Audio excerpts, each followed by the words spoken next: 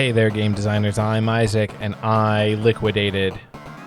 And I'm Claire, and I don't know what that means. And this is Make That Game, where we pitch the latest, the greatest new video game ideas that will never get made. Yeah. That's right. We just pitch game ideas. We are your friendly neighborhood idea guy. True. And Claire. Yeah, I will say the podcast closet, recording studio, is pretty warm today. Yeah, and I was just outside, and I brought sweatiness in, so I'm probably radiating some sunlight. But it's because you're the light of my life. Wow. So liquidating. Yeah. That's the latest No Man's Sky expedition. Oh, it's okay. Liquidators. Okay. And it's about killing bugs.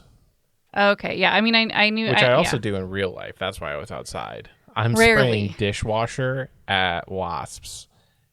Yeah. And in video games, it's okay to kill bugs, but it feels real bad to kill real life bugs. And I'm trying. Sorry.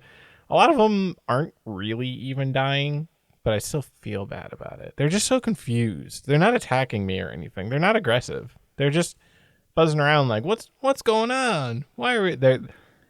The worst part is watching them clean each other off. Oh.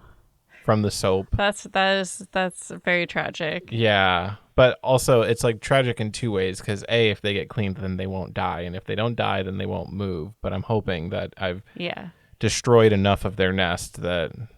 Anyways, this is not about game design. You just brought the mood way down. I don't know. Is it? Is your game about killing wasps? Mine isn't. Is yours? Oh, no. Oh, okay. Then no. This is I was hoping we could loop that back. We just made people feel really bad about...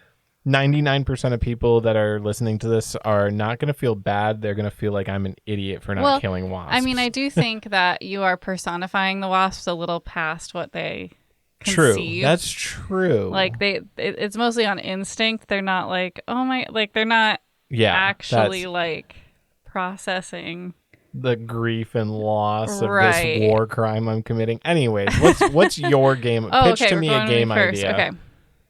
Well, I guess it's a little related. Oh. My game idea is called Adoptable. Okay. And it's a pet adoption game. Okay. Where you run the adoption center. Oh, so you don't adopt the pet. No, you make them adoptable. Okay, you make them adoptable. Okay. So the idea is that like you get a pet, they're like comes to the shelter, and there's like a personality grid of the pet. Okay. And so you have to like select the type of owner to advertise to. So it's kind of like a marketing game, but it's like, okay, like this pet, like our little man Lewis can't be with any other cats. So like you'd have to add like no other pets in house, but like there could be a cat that like loves being with other pets, you know? Mm-hmm. So you build like the ideal adoptee profile, you name it, because that's a big part of pets at the shelter. And then ASDF. The pets that I get the pet and I name it ASDF. Okay. Sure. And then I put ASDF up for adoption. See? No. I don't get it, but because that's the keyboard mash combo. Oh, okay. Never mind. No, it just sounded too specific to be a keyboard mash, but anyway.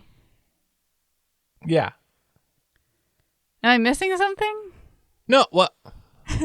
I'm trying to move on past the joke that didn't land, sure, but if you really want me to stay here, ASDF is the home position of the hand, I so can the see easiest thing to mash is ASDF. All right, which we're means moving. 99% of keyboard matches are going to have some combination of ASDFG. Okay, we're moving along. I'm sorry.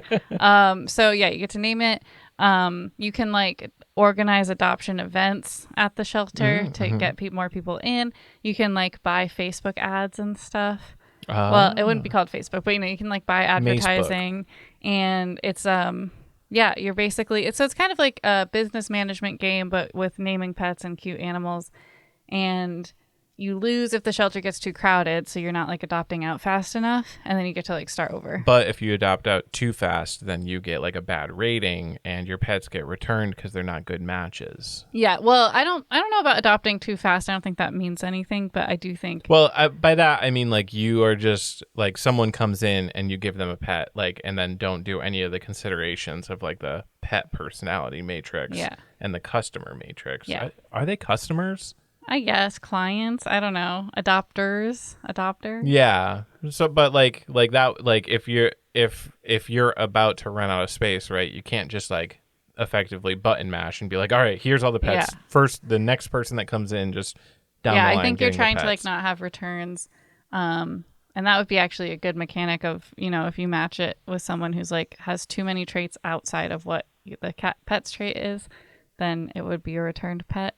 And then, yeah, if the shelter gets too crowded, you get to start over. But it's not sad though. I just want to make sure like there's no sadness in this game.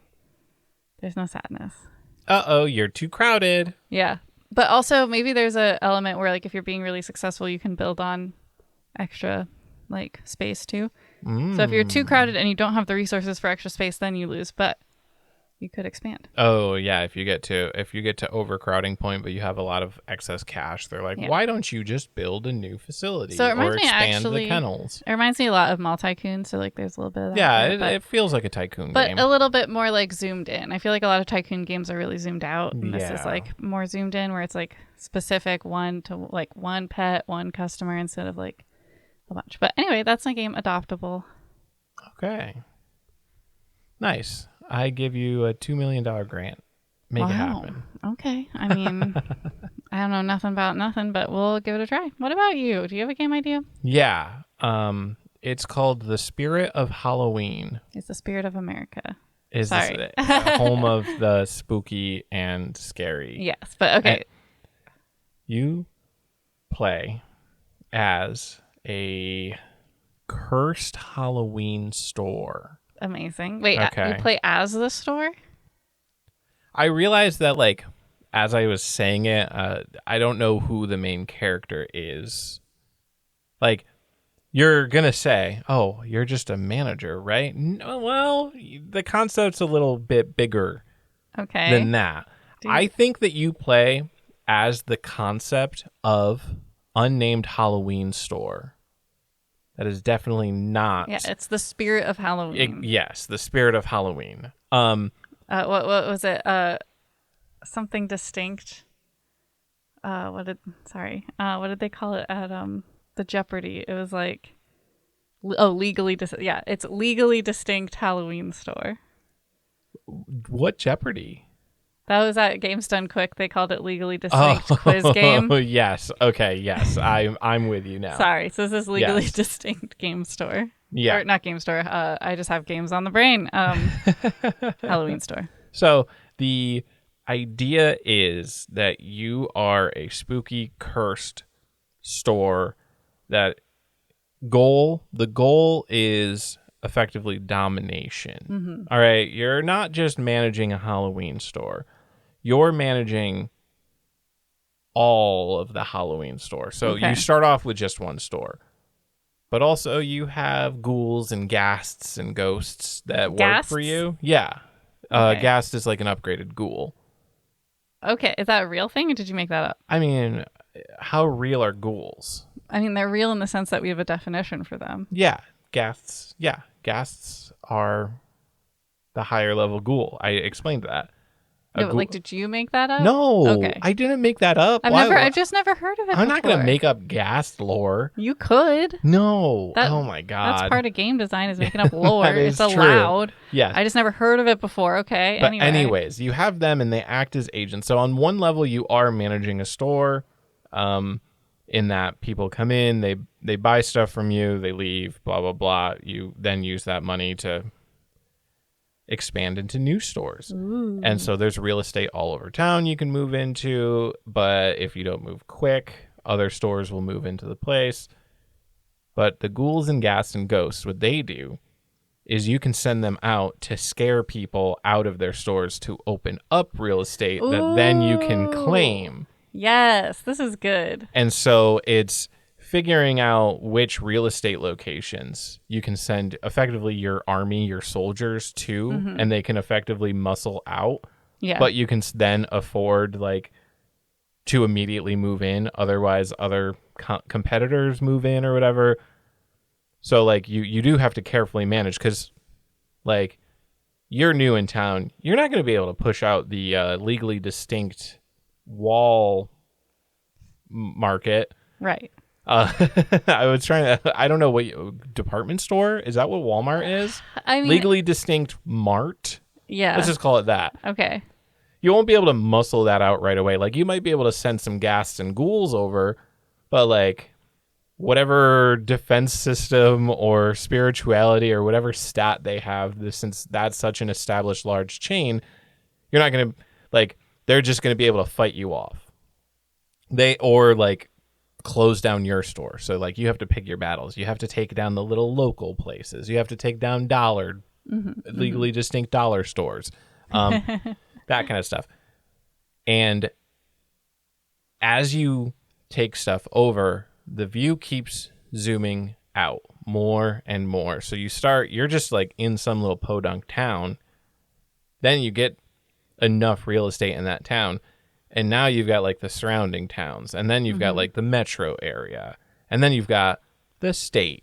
And you're managing all these stores. You're moving into all these places all around. And then you've got the nation, and then you've got the world or continent, and then world. Okay. Right.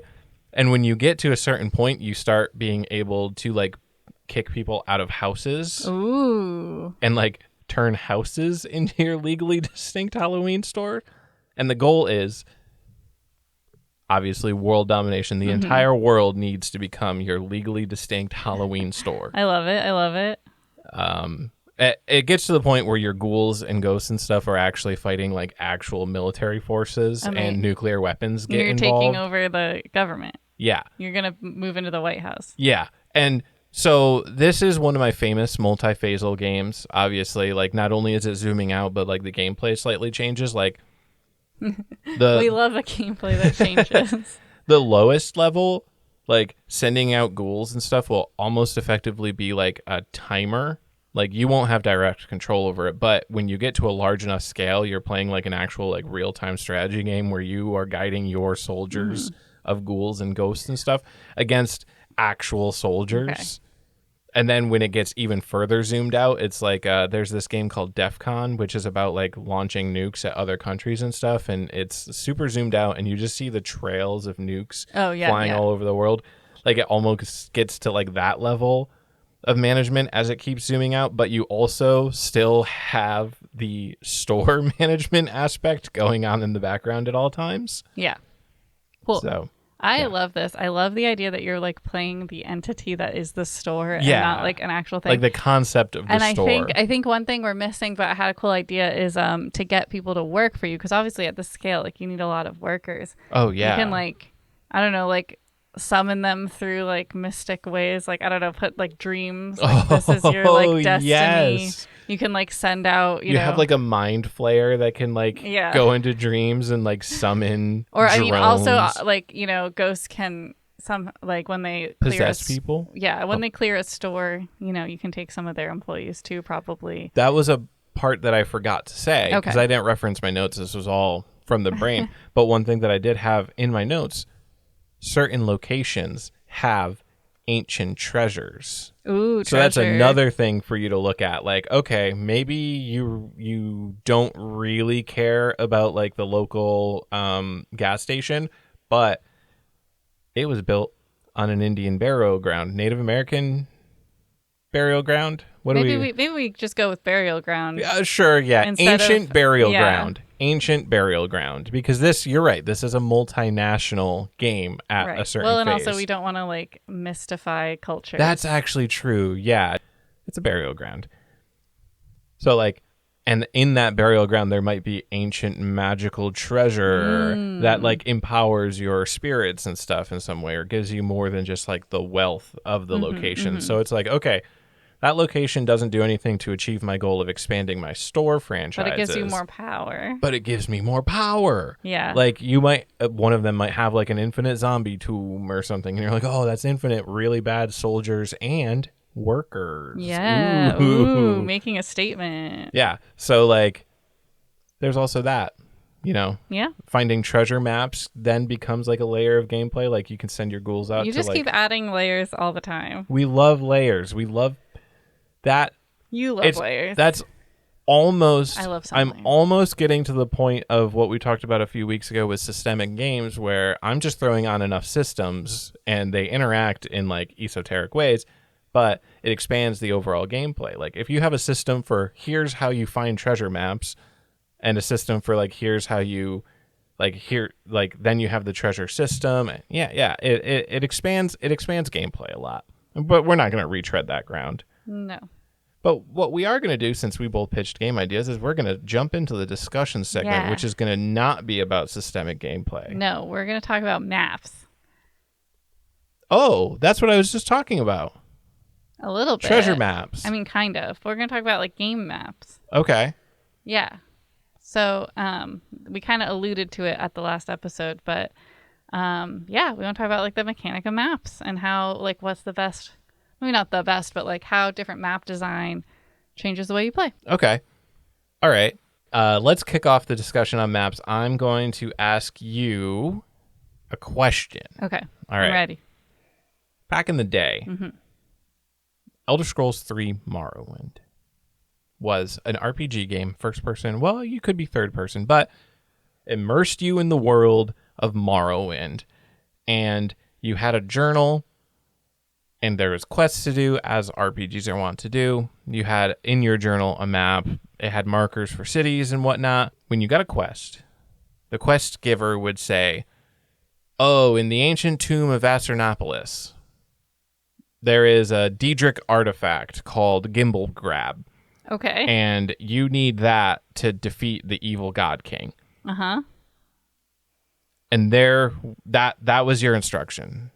Okay? And some quests would be like, go down the lava tunnel and take a left at the signpost and follow that trail down until you see 3 trees and go between the first and the second tree and walk down there for 2 kilometers, at which point you'll find the Scrib Cave, and then enter the Scrib Cave, and on the other side of the Scrib Cave, there will be the shrine to Ashu-Gorath, and I'm making up these names. Elder Scrolls heads are not going to like these names I'm giving. But anyways. You can't tell he's making them up. He's making them up. Yeah. So anyways, that's how the quest would be done. And there was they didn't mark it on your map. They didn't give you a little pointer or anything. They just gave you in-game instructions, and some of them were as vague as there's this place in this broad region. And some of them were as specific as from here, go down this road, go there, go there. Modern game design has it. Most, if not all games at this point, you get a quest. Not only does it like actually mark your map and give you like a little, if you open up your map, you'll see like, oh, I need to go to like this exact coordinates. Tears of the Kingdom, I think, usually does that. And like Skyrim, it has like a little compass on screen at all times, and like No Man's Sky has this too, where like it'll show your quest destination in that direction, so you always know like whether you're going towards it. And I forget off the top of my head, but like in Skyrim, I'm pretty sure it's also like linked with an actual marker on your actual map. So like if you get to a mountain, you're like, oh, it's on the other side of the mountain. If you open up your map, you see, oh, it's quite a big distance away. I should fast travel to this other location and then follow the actual marker. So now that I've set up the question with 25 minutes of background, which one do you prefer? I definitely love a marker. I'm like adding, I mean, like in Tears of the Kingdom, which is a good example because it is open world with like a pretty large map. You can also make your own markers, and that's like amazing. I love a game where you can do that too. Like I want to know exactly where I'm going and be given the full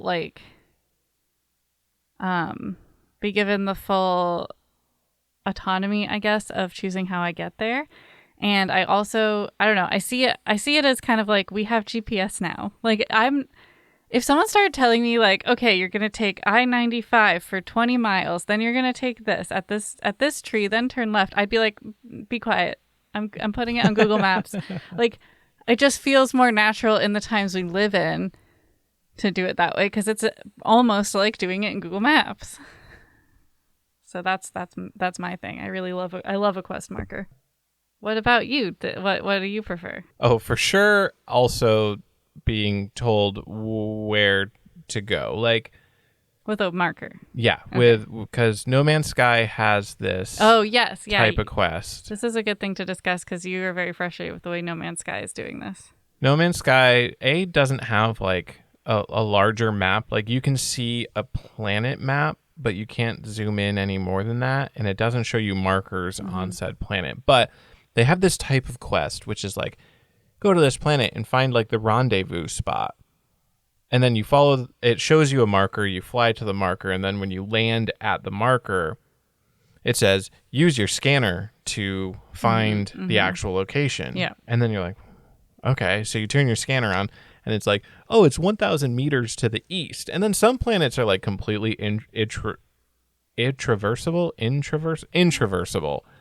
where it's like, oh, this is actually a 2,000 mile tall mountain between you. It's only 300 units away, but there is a 10,000 mile tall mountain between you and your destination. That kind of feels like playing Tears of the Kingdom and being in the underground because you haven't unlocked the map for that yet. So you're like, Yeah. oh, like I'm following this like shrine that I know is going to be there, but then I find a literal, like basically tall enough to be a wall mountain that I can't get up. Yeah, exactly. But like the entire point of like this No Man's Sky mechanic, I guess, is that they used to have markers that would lead you directly to like where it actually wanted you to go. And then some people complained about that. They were like, oh, it takes the exploration out. It takes the exploration out. Okay, gotcha.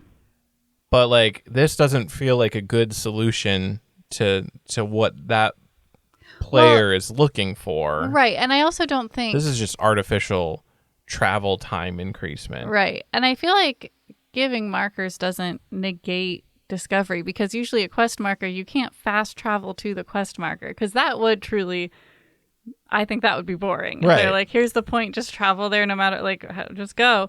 Yeah. But you still have to like get there. And that's, it's all about the journey, man. But, like on my way to a quest, and again, I'm going to use Tears of the Kingdom probably a lot because it's open world and has a good map to talk about. But like I'll discover many things. I'll see many things. Like there's lots of ways to get to places again. So it's fun to experiment with that. So I don't think having a quest marker, like for me, takes me out of the immersion of the game. Yeah, no. And I'm gonna ask you a question about treasure maps since we were talking about that. Okay, hit me up. It's only tangential to this, but it's always kind of been. I've been thinking about it a lot more lately, and I think it's because I live in a time of GPS. But like, what is the point of a treasure map? Like why do you need a map to the treasure? Shouldn't they just like give you the coordinates, like effectively a quest marker? Like, why do you need a map? Do you have any specific example you'd like to ask about? I mean, not really. Because I can't think of a game that has actually given like a no, map this isn't for a game. This is just in real life. Because well, I don't know about real life, but like whenever you see a treasure map depicted, it'll be like an island with like a big X on it and like a little like pathway to the X. But like what you don't need the pathway, you just need the X. You know what I mean? Like the pathway is irrelevant. You can get to the X however you want. Usually it's the X that matters. Okay, I see what you're saying. Not to bring it to it depends on like what the barrier, I guess. Because like that path could be indicating like, oh, there's going to be a mountain range and here's the way that you get through that. Or it might just be showing you the easiest possible route. Like, oh, it's very thick forest. It does relate to video games though, because I think in that sense, because like, so in Tears of the Kingdom, before like you have to do a tower thing before you can get that section of a map. And so the quote unquote smartest, I don't know, the way it's designed to play, which I always don't do, is that you stay on the road. If you stay on the road, you'll end up at other markers. It'll like just take you through and then you can be like off road and later. Mm-hmm. But I'm like, no, I don't do that. But anyway, so I guess the map, like the treasure map is kind of like that, where like these are the safe roads, like these are the ways that'll actually take you places at the very least. But yeah, I just feel like if you have a map and you have an X, you don't need You don't need to follow anything. I've thought about this for maybe my whole life, which is why I decided to bring it up today, even though it's not directly relevant to I don't games. know. I don't know if like the dotted line on maps is anything more than like visual shorthand for like after the fact media. I'm not sure if real maps ever had those. Yeah. It's just at some point someone indicated in like a Looney Tunes cartoon a treasure map with the dots. And it's just like all I see. That's what I see all the time. And that became the pop culture icon. Maybe. We'll have to look into the history of treasure maps. But yeah, so I mean, I guess, again, that X is kind of like the marker. And it's the difference between saying like there's treasure on this island and like there's treasure here on this island. Yeah.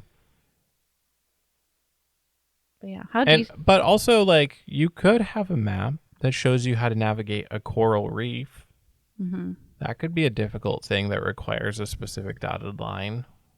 Yeah, I guess what's hard is like the dotted line doesn't really matter if you have a map. Like if you have a map, you already have a bird's eye view of the location. You can see the way to get through. You don't need the dotted line because you can see it. You don't need it if you have the map. If you don't have a map and it's like directions like turn right, left, that's different. But okay, if you have a map, you don't need that line. But unless anyways. I just thought it'd be a fun discussion. Yeah. Sorry. Talking about maps. Here's the takeaway for that. Don't put dotted lines on your maps, people. Well, let people do what they want to do. But I was also just give them the X. So one thing that I think another map thing I want to ask about is I think it's in Celeste, I want to say, but it's also Lila's Sky Arc does this, where the map is like very abstract and I kind of hate it. So to kind of clarify, basically it's like instead of showing any detail for like what is going on, it's just like big color blocks. And so I kind of want to discuss that too as like a choice for like, what the pros and cons of that kind of a map are.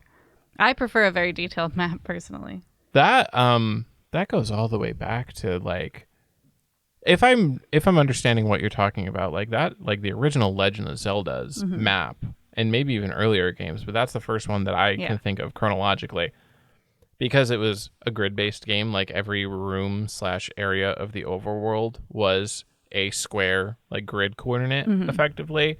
So the entire map was grids, and then was Metroid before or after Legend of Zelda? I think Metroid might be the first true version of what you're talking about, where it would just broadly show like, here's a skinny tunnel, here's a bigger rectangular area, but it wouldn't show you like that there was ledges in the rectangular area. Or like if there's an L-shaped room, it won't show you anything except for the fact that there's an L-shaped room. Castlevania also does this, so there's the Metroidvania. They both borrowed from each other, shared with each other. Iconoclast, one of my favorite games, also does it, and that is also a Metroidvania. So I feel like what you're describing is probably like the classic Metroidvania. And I guess to me, that is really all you really need to show in a lot of cases. Like, I mean, I guess in theory, but in practice, it makes it, I don't know, for me, very hard. Like, what would you like to see in those maps instead of like just a broad, like, here is the general shape of that region that is a single region? Yeah, well, what do you feel like you're missing? Like specifics, like roads, landmarks. Sometimes they have some landmarks marked, but it's hard for me to remember those things. And so I like being able to reference it. I also learned that I'm more like map minded than like directionally minded. I don't know how else to describe that, but basically if I look at a map, I can easily figure out what I'm doing. But if I'm like in a world, I have like no concept of where I came from and where I'm going. So because of that, like I'm looking at the map to add detail and add context. And then if it's like less detail than the world I'm navigating, I'm like, So yeah, I guess like maximum detail maps for me, it's like better. How much is okay, are you expecting a map that like shows a smaller version of the exact terrain that you would see like in the world? Kinda, yeah, like that's what Tears of the Kingdom is. Okay. pretty Yeah, much.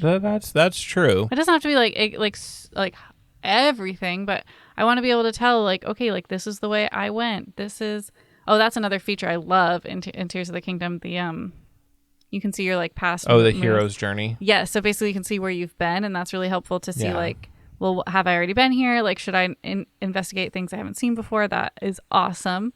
But yeah, I find that was one of the issues I had with Lila's Skyark, is I was really struggling navigating it. Okay, and like, okay, It's been a while since I played it, so it's hard for me to like truly picture yeah, it. I would have to see it, but Yeah. does it label the map? I Because can't. I feel like in this day and age, I feel like it's a minimum of like labeling, like Yeah. this collection of blocks is. I hope it does. I can't remember. I know it labels because there's like an upper ground and an underground. It definitely labels that, but But even if it labels that, then that feels like it should satisfy your needs. Because Maybe. okay, you look at the map, you're like, I'm in this L-shaped region. I can go north or east.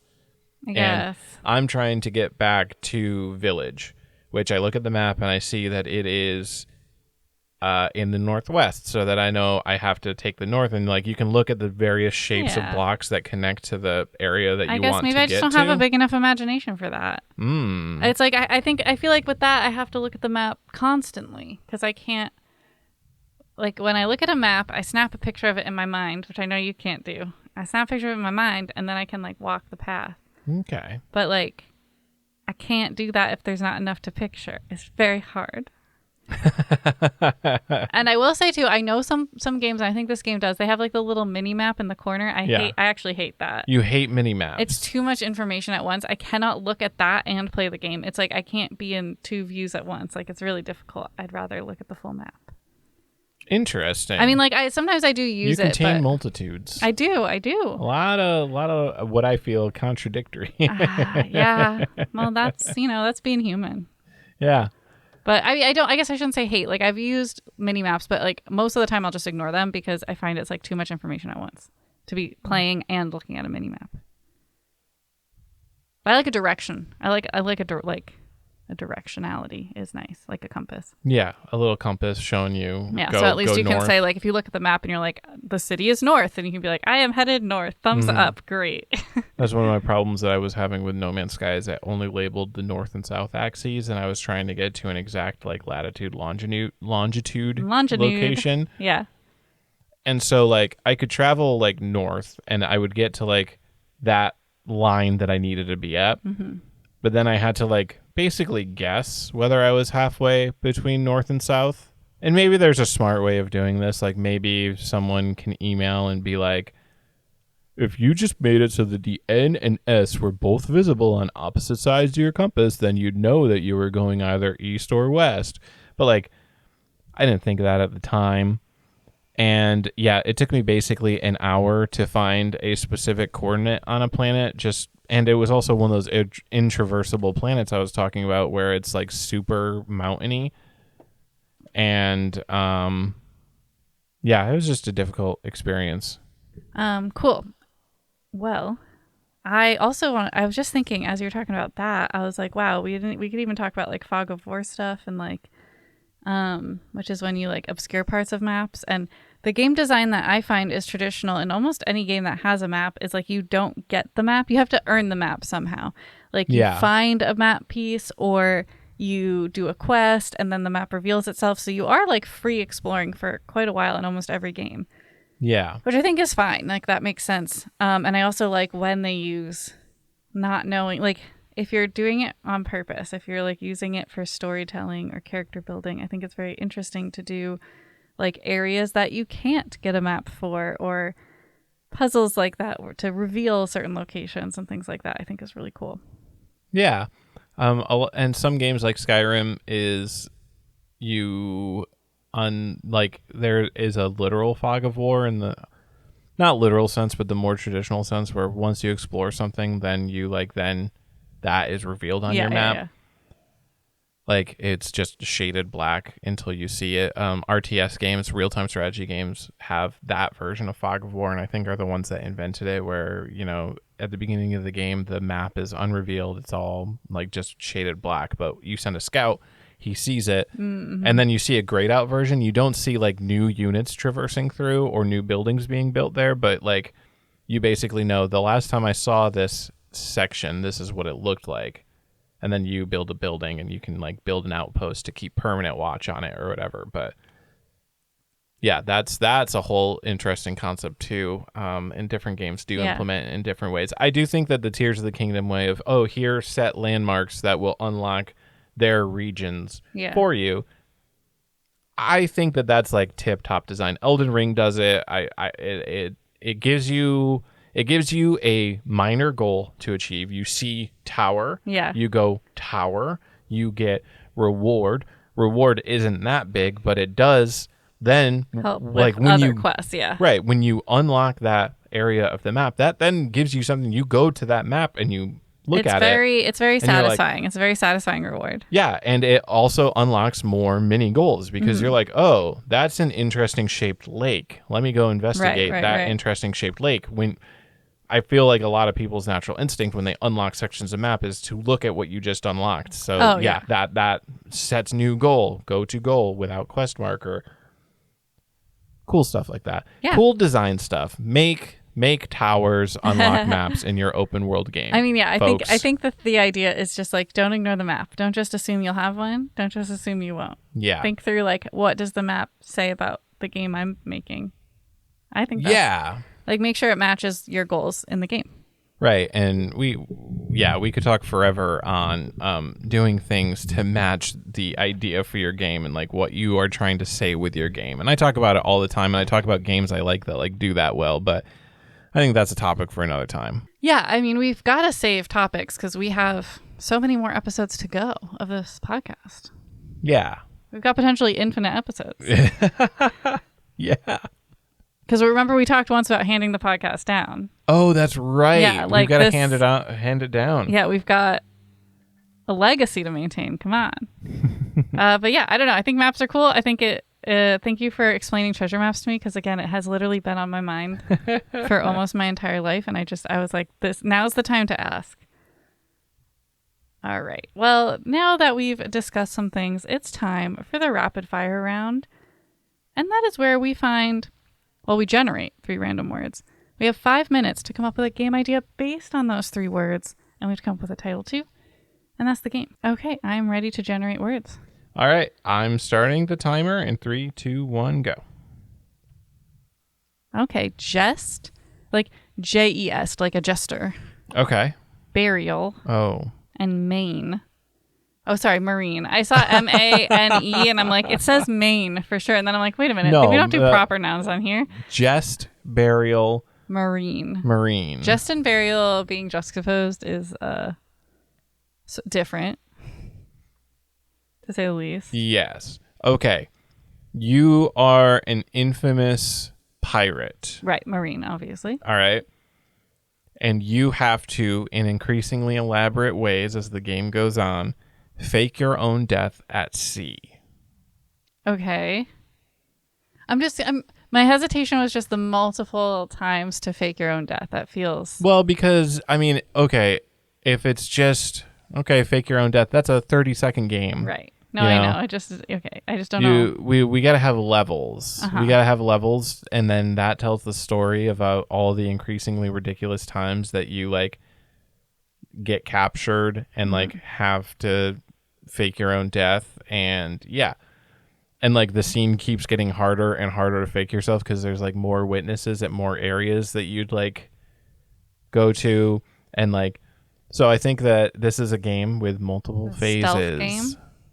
Stealth game, yeah, multiple phases. So I think that the first phase is running around, trying not to get caught. So this is the stealth part, but also like finding allies to participate in your death faking.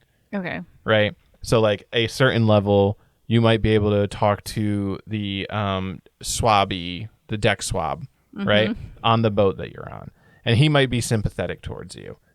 So you can convince him to hold a shark fin and pretend to be a shark.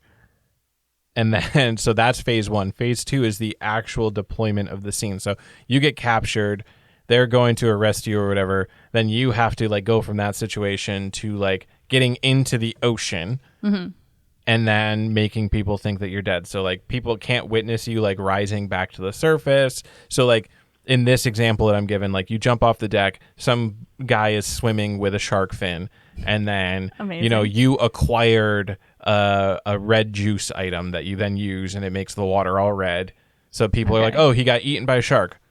Level over, boom, you win. Next level, it's harder and harder. So what's the name? Okay, yeah, I will say I'm struggling a little with the actual mechanical gameplay of this. Like it seems more like an improv game or like an escape room. Well, sort of. I imagine just imagine Link's Awakening. It's a top-down view. For phase 1, you run around, you talk to people, and then the actual fake your death part is Link's Awakening. Those weird jumpy parts. I guess really side-scrolly quick, parts. Before we name it, what is it? Are the ways to fake your death predetermined? And you're basically for each level, yes. Oh, okay, now I get it. Yes. Now I understand. I thought it was like figure it out, and I'm like, I don't know, that's too open. But I feel like you still have to figure it out. Like you have to figure out what the level wants you to do. Basically, you're solving the puzzle of how to do it. Versus, I thought you were like literally like, okay, me as the player, what do I want to do? No. Okay, anyway, let's name it. R.I. Pirate. Okay, we're not going to beat that one. R.I. Pirate with 1 minute and 17 seconds left on the clock. Yeah. All right, I'm ready for the next 3 words. Ready, steady, go. Trivial, sensitive, directory. I don't like directory. No, directory is pretty boring. Also, trivial and sensitive can't really be partnered. I mean, because if it's something sensitive, it's not trivial, right? I guess sensitive, trivial. Can we look up definitions of trivial? See if we got anything. Got anything good? I mean, I think we all know what trivial means. No, but like, is there a special secret definition? Of little value or importance, concerned only with trifling or unimportant things. That's referring specifically of a person. Denoting a subgroup that either contains only the identity element or is identical within the given group. That's a mathematical. Oh, okay. I was like, is this a learn 'em up game where you have to find subgroups that either contain only the identity element or identical with the given group? I don't know exactly what that means. I was gonna say, I can't even design that game because I don't know what that is. I was hoping trivial could also mean like of trivia, and then it does, like Trivial Pursuit. Yeah, so let's do that. Let's make it a trivia game. Although that's not coming up here. Maybe Trivial Pursuit is itself like... It's like a joke?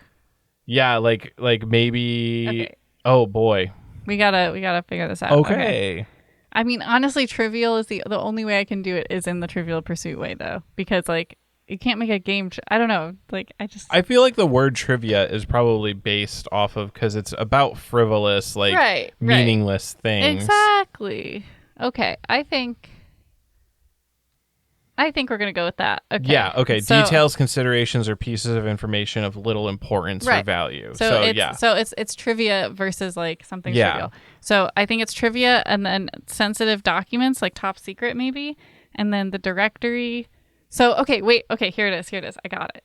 It's another stealth game. Sorry. Okay. You are trying to get sensitive documents from a government building. Okay. There's directory. It's like a massive building. So the directory is like ridiculous. Okay. But there's mini games before each level that are just trivia questions. But the trivia questions, and like they're random, like they seem trivial. But when you get to the level, when you get to the directory, you'll find that like if one of the trivia things is like about like the Titanic sinking, then you'll find like some like room named like Titanic. Oh, Titanic meeting room. Yeah. Yeah. And then you would know that that's the one to go to find your sensitive documents. Okay. And that's all I got for you. Okay. Nope. All right. Okay. And it's called... We can't call it like trivial espionage or something. I mean, we could. Trivial. No, well, I guess you're right. We could, but it doesn't feel like a good name. No. Like it doesn't like connect enough to Trivial Pursuit. What about like a bar trivia like name? What? That's just called bar trivia. Like, well, no, but like, you know how they have like sassy names? No, it's always been referred to bar trivia in my experience. No, like the team. Oh, the team names? Yeah. Oh. So it could be like... No, I don't have no, anything. Yeah, no. What? How much time do we have left? We have 1 minute and 30 seconds. Okay. Spying is just trivial. No. Trivial. Corporate trivial, no. So pursuit, what's the opposite of that? Flight? Trivial. Trivial runaway. What are you talking about? No. It's trivial pursuit, and then this is the opposite. No, but you are. Well, okay, yes. Opposite of pursuit, inactivity, inaction, passivity, No, stagnation, we're not being dawdling. passive, so stop. That's not it. That's not right. Sloth. What about the directory? Wait. Oh, whoa. I'm going to turn. Okay. It Okay. is the directory, but I'm going to shift it a little bit. You're not like finding documents. Literally, you are like locked inside of a large building. Don't forget sensitive. Crap. Okay. Well, dang it. Because of what I was thinking, you're locked in. In order to escape, you get trivia clues that tell you the next place to go to, and you look at the map and you go, oh, I need to go to the Titanic conference room and get there. But we only have 10 seconds left, so I can't fit sensitive into that. The directory. Yeah, the directory. And I would say, I know it's this past 7 seconds. But I would say that you can't, like, just make it that you have to collect sensitive documents on your way out, too, or you don't escape. Like, just keep it in there. Oh, okay. So it's the corporate espionage and like kind of creepypasta trapped in an infinite building angle. Yeah, I like that. Okay. But were you, even though you are now in a life or death supernatural situation, you're still like, well, that's why you came here. I did come here to get some secret documents. Okay. Yeah, okay. Yeah. All right. Final round for this episode. All right. Starting in 3, 2, 1, go. Clearance, haircut, crime. You have really big hair, and you need to get it cut so you can crawl through tunnels to commit crime.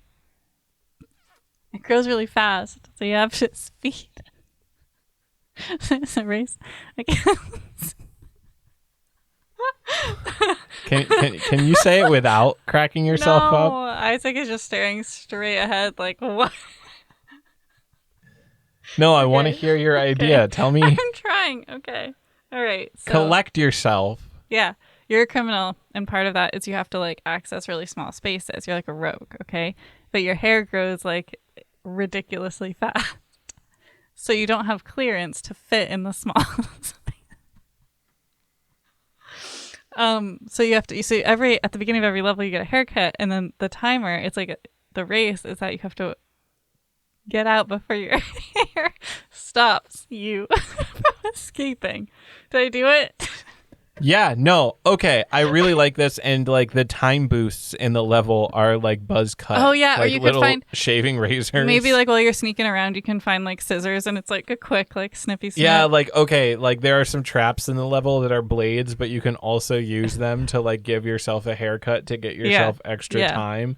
And like the end of every level is like a tunnel of a certain size that you have to make it all the way through. And okay, yeah, it's not like a literal timer in that once your hair reaches a certain point, it like gives you a game over. It's just like you won't be able to like, proceed. Exactly.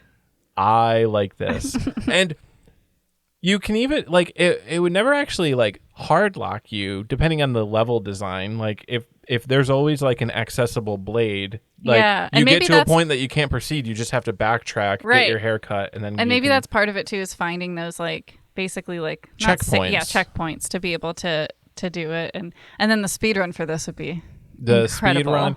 Well, they would just find a way to get out of bounds so that the hair size never actually matters, I guess. But we would have to design around that. Anyway, we got to name this thing Quaff and Crime. Quaff? Quaff is like a hairdo. Yeah. I like that word, and I feel like we can come up. Quaff and punishment. No, that doesn't make sense. Does it? No, does it? No. It doesn't. It does not make sense.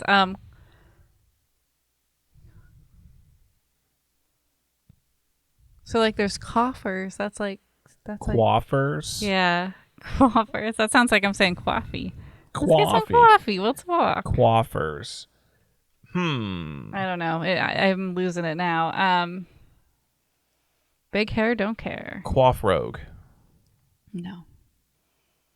Pompadorable. Pompadorable. Like if the hair was an actual pompadour, yes. But I'm imagining an afro because that's the only kind of hair that I can see like growing in that way. Okay, we need a name. Afrogue. I like it, but I don't know if we're allowed to name it that. Are we? I think so. I think so too, but we're also not gonna. I guess if we're naming it, it's implying that we're making it. But like, well, yeah, we're not gonna make it because I don't think. Okay, and someone can email me, and I will apologize for this if I'm wrong here, but I don't think the concept of having a character with an afro and then calling it Afrogue is like insensitive. I don't think so. Yeah, I think it would be it would be the things in the game that we'd have to watch. We would specifically avoid making it like racist in any way, unless, and yes, email me if I'm wrong in this, because I literally will apologize if it is actually racist to have a character have an afro and have that be gameplay relevant. I think Afrogue is good, and then Afrogue as long as we have. If someone was so we're gonna say that's 5 seconds left. So that's the name. Okay, 5 seconds left on the clock. But I did just want to say that like. I think you're right that we don't want to say like certain people can't design certain games, but I would say if you wanted to make a game like Afrogue, you got to get sensitivity players. Yes. Yeah. Here's a secondary small discussion. Sensitivity players, sensitivity to director. Like you can hire companies. Yep. There's actually a very controversial one that the hardcore gamers will hate me for recommending, but like. There's a company called Sweet Baby Inc., which like does this kind of thing, which does like sensitivity reading. And so if you make a game like Afrogue, you are worried that some parts of it might come across as insensitive or racist or whatever. You can hire, and it like you said, it can be an individual. Yeah, some people like just do that. Yeah, and pay them, obviously. Yeah, have someone like play through your game, and then they'll like point out like, hey, everything was fine, but like the actual like character design beyond the afro, like I feel like that was bad. That's like a stereotype or something. Then you'd be like, oh, okay, let me change that. Yeah. And it's that easy. That's all you have to do, and they're very affordable, and it stops a whole bunch of controversy from your potential game. And anyways, that's your second discussion topic of the game of the day. But yeah, I think it's a good one. And if you want to be good. If you want to be our sensitivity readers, let me know. I literally will redact my obstinance that this is fine. Yeah, if this isn't fine, I'm sorry. Cool. Well, great discussion. Yeah. Thanks, everyone, for listening. It is the end of the podcast now. We are going to be streaming a game on the 24th, which is in 2 weeks. It's a Saturday at 11:30 Eastern on twitch.tv/makethatgame. What will we be playing? We don't know. But it will be Claire playing it. It will be me. I think I've played the last two ones. No, you just played the last one. I think. Okay. Because I did the Kirby speedrun. Oh, that's true. Yeah. Okay. And then all right. And then you did. But yeah, we've been alternating. Yeah. So I'll be playing something, but nobody knows what. And then we also have an email, makethatgamepodcast@gmail.com. You can email us game ideas that you want us to read on the show. You can email us 3 words to make a game from. You can email us games you think we should play to talk about, or you can email us discussion topics, or you can just say hi. You can also find us on social media. We're at MakeThatGamePod. And please, if you are enjoying this show, leave us a rating and review on Spotify or iTunes, whatever you prefer. And finally, if you did hear a game today that you think needs to exist, the only way it will is if you get out there and make that game.